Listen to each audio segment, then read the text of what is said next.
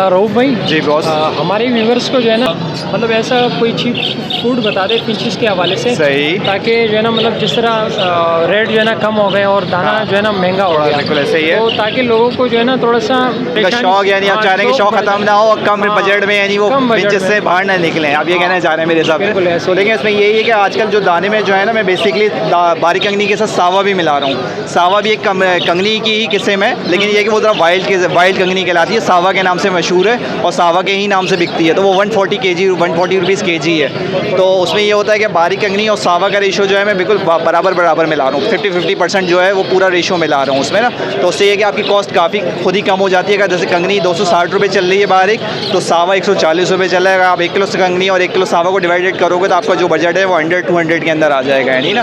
तो साबुत सावा तो नहीं खिला सकते? नहीं, सावा बिल्कुल कंगनी की किस्म है, वो वैसे ही उसको छील के खुद खाते हैं। इसके ऊपर वैसे ही यानी आप देखोगे तो पहचान नहीं सकोगे कि ये सावा है या ये कंगनी है। तो वो बिल्कुल कंगनी की किस्म है। आज मैं लाया नहीं हूँ, इत्तेफाक की तरह जल्दी में आया तो भूल गया, मैंने फीड लाया हुआ होता हूँ। अब मैं परचेस करूँगा तो आप किसी भी शॉप में देखेंगे ना सावा के नाम का, तो आपको बिल्कुल कंगनी की वो किस्म है। वो लाइटली ग्रीन होती है बस, लेकिन जब वो मिक्स हो जाती है तो फिर पता नहीं चलता कि वो कंगनी है या सावा है। तो बर्ड्स और इसके अलावा जो है ना लोग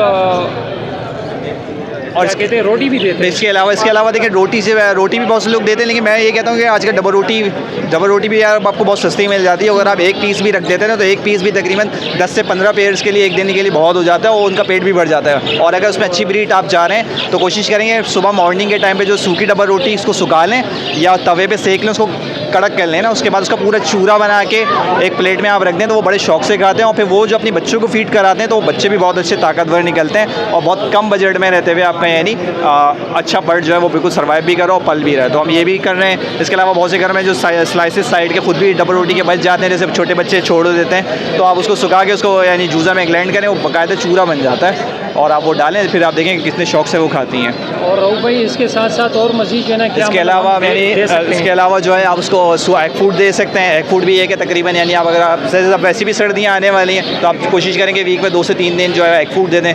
एक अंडा भी तकरीबन एक कॉलोनी में 30-40 जोड़ों से के लिए आराम से बहुत हो जाता है और उसमें बच्चे आए हुए होते हैं तो और अच्छा एवरेज हो जाता है इसका। फिशेस चावल भी खाते हैं? हाँ, बॉयल चावल भी खाते हैं। जैसे ये कि ये एनवायरनमेंट बहुत शौक से इन्हीं चीज़ें खाते हैं। बॉयल चावल भी आप जैसे इनकी आदत बनाने के ऊपर बात है, क्योंकि बहुत से लोगों ने अपने अभी कंगनी सस्ती थी तो सिर्फ कंगनी पे ही लगाया हुआ था। तो अब ज़ाहिर है जिस चीज़ की आदत नहीं बनी होती तो बर्ड्स थोड़ा सा उससे ज़रा घबराता है ना। तो आप उसकी आदत बनाएं तो बर्ड्स आपका बिल्कुल कम बजट के अंदर अच्छी फीड पे भी आ जाएगा और क्वालिटी बर्ड भी प्रोड्यूस होगा आपके पास।